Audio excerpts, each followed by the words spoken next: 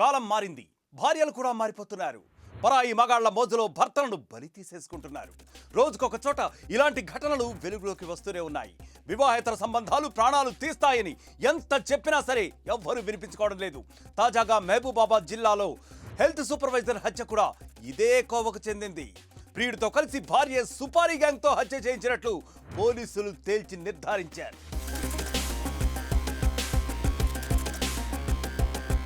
భద్రాచలానికి చెందిన పార్థసారథికి భార్య, 2 పిల్లలు కూడా ఉన్నారు. ఆయన ప్రస్తుతం దంతాలపల్లి మండల కేంద్రంలోని మహాత్మా జ్యోతిబా పూలే పాఠశాలలో హెల్త్ సూపర్వైజర్గా పనిచేస్తున్నాడు. భార్యా పిల్లలతో కొత్తగూడెంలో నివాసం ఉంటున్నాడు. ఉగాది పండుగకు కుటుంబంతో ఇంటికెళ్లిన పార్థసారథి మార్చి 31వ తేదీన తిరిగి విధులకు హాజరయ్యేందుకు బైక్పై వెళ్లాడు. కానీ సరిగ్గా అదే రోజు రాత్రి బోరింగ్ తండా సమీపంలో మిరపతోటలో దారుణంగా పాశవికంగా హత్యకు గురయ్యాడు. మిర్చి తోటలో శవం ఉందన్న సమాచారం మేరకు అక్కడికి చేరుకున్న పోలీసులు ఘటనా స్థలాన్ని క్షుణ్ణంగా పరిశీలించారు. పక్కా ప్లాన్ ప్రకారమే పార్థసారథిని హత్య చేశారని గుర్తించారు. క్లూస్ టీమ్, డాగ్ స్క్వాడ్లతో ఆధారాలు సేకరించిన పోలీసులు హత్యకు గల కారణాలపై అన్ని కోణాల్లో కూడా విచారణ జరిపారు. మొదట భార్యపై అనుమానంతో ఆమె కాల్ డేటాను పరిశీలించినప్పటికీ అందులో ఏమీ తెలియరాలేదు. కానీ మృతుడి భార్య స్వప్న టెక్నాలజీని బాగా వాడింది. ఈ తతంగం అంతా నడిపించినట్లు పోలీసులు గుర్తించారు.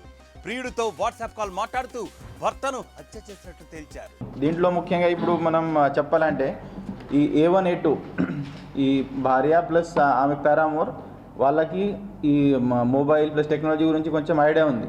సో వాళ్ళు నార్మల్ కాల్ చాలా తక్కువ చేశారు. సో ఇప్పుడు మనం ఈ టెక్నికల్ అనాలిసిస్ చేసిన తర్వాత కూడా అది వాళ్ళు మ్యాక్సిమం వాట్సాప్ కాల్స్ చేశారు.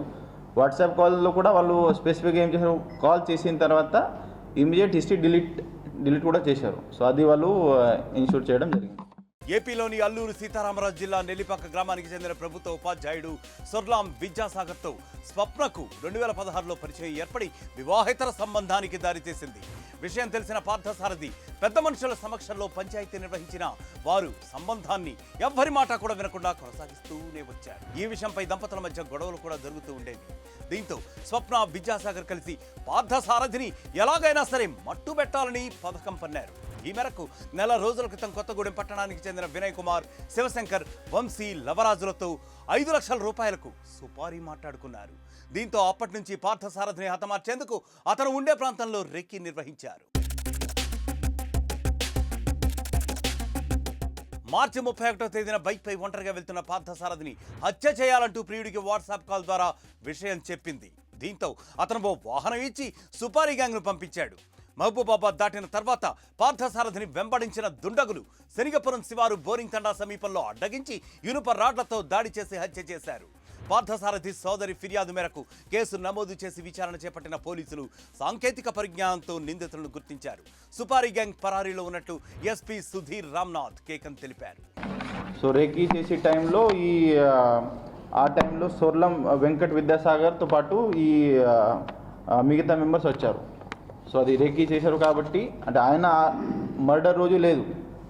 మర్డర్ రోజు ఈ తెలగరి, వినయ్ కుమార్, శివశంకర్, వంశీ ఈ ముగ్గురు ఇక్కడ వచ్చారు. బట్ ఇంతకుముందు 1 month బ్యాక్ వాళ్ళు ఇక్కడ వచ్చి రేకీ చేశారు కదా. సో రేకీ చేశారు కాబట్టి ఆయన పేరు కూడా మనం యాడ్ చేసినాం. అంటే రేకీ చేశారంటే ఆయనకి ఐడియా ఉంది వీళ్ళు ఎందుకు రేకీ చేస్తున్నారు. 100% మర్డర్ చేయాలి, అది ప్లాన్ ఉండే. ఆ ప్లాన్లో ఆయనది కూడా పార్ట్ ఉంది కాబట్టి ఆయనకి కూడా మనం యాడ్ చేసినాం.